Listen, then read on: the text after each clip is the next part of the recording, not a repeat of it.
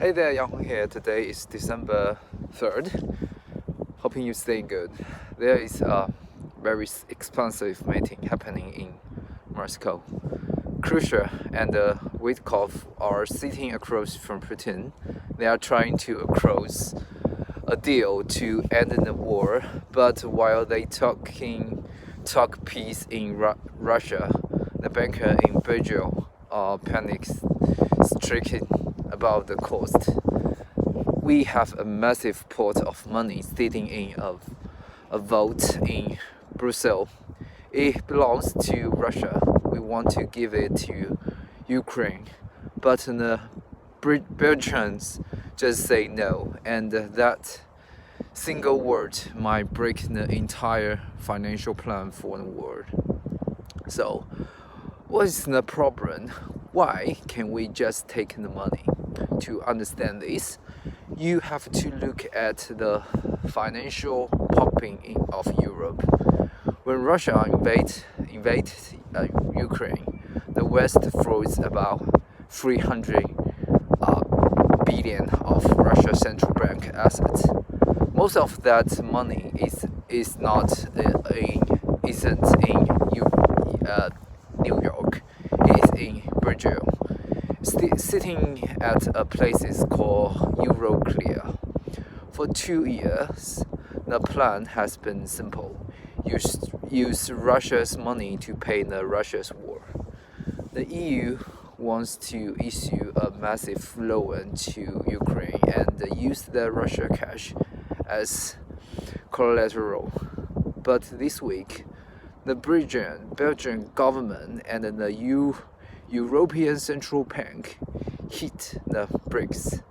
They are refusing to backstop the loan. They are terrified that if they touch their money, they break the rule of the global finance. While Belgium is sweating, imagine you borrow your friend's car.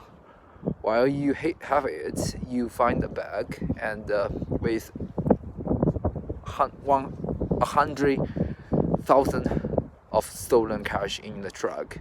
You warn the friends that, hey, let's take the cash and give it to the victim. It sounds right, but you are the one driving the car.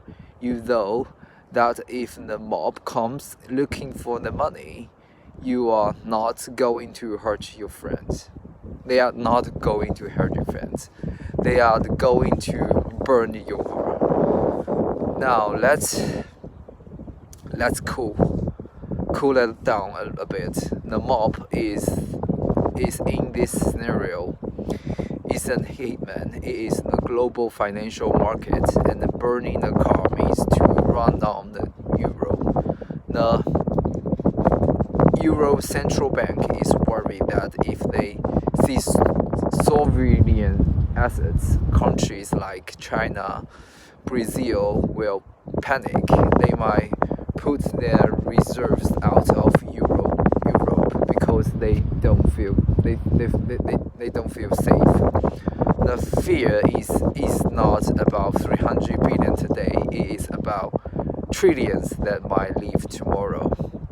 The data said the EU is trying to raise a 140 billion loan. That is a staggering amount of money. That is enough to run the entire Ukrainian government for 2 years.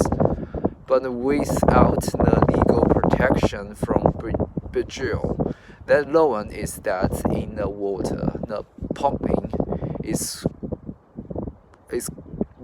pumping is clogged because nobody wants to be liable for the leak. If we cannot legally access the Russia money, the bill comes back to the Western taxpayer. And right now, budgets in German and finance are tight, and U.S. Congress is fighting over every dollar. We are prioritizing the sanctity to the euro over the funding of Ukraine. That might be a prudent banking decision. But if that Russia crash stay frozen in the vote, Ukraine might run out of money alone before Russia runs out of bomb.